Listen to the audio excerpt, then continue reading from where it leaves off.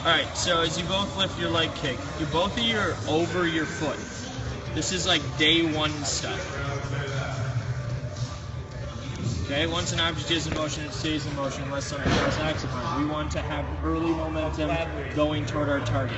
Okay? So if you look at both of you, okay, your head just goes down. There's never going out.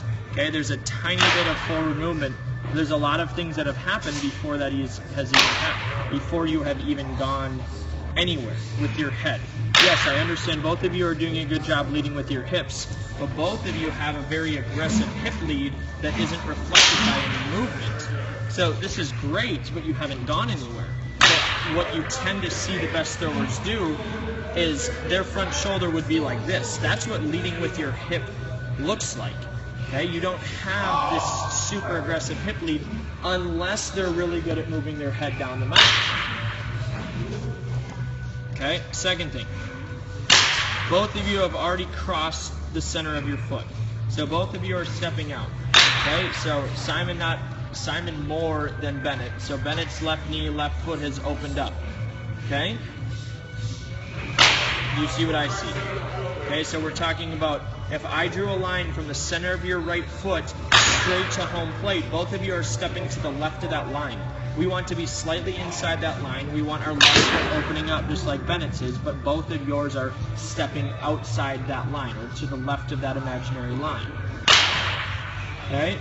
Last thing. Okay, so both of you are a little bit early with your upper half. Not bad, okay, but a little bit early with your upper half, meaning by the time you actually get your foot down, your chest has started to open up. So I should see more of your glove side at this point. If I was behind you, okay, Bennett's arm is a little bit different than Simon's. So Simon's would be more chest side, but also notice that I can see less of Bennett's arm. So Simon's glove side is a little bit better, but Bennett's arm side is a little bit better.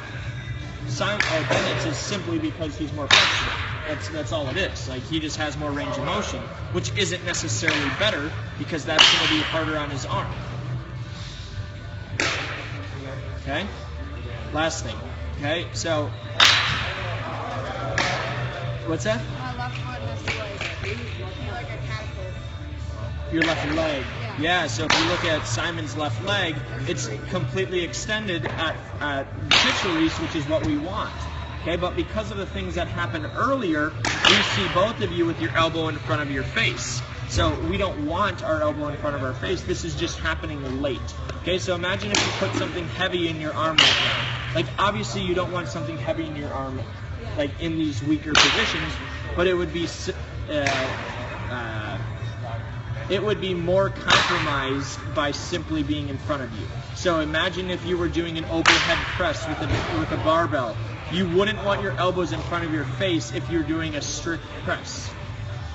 That's a weak position to be. So your elbows would be more under your hands. Anyway, we need to clean up how we get in and out of our leg kick.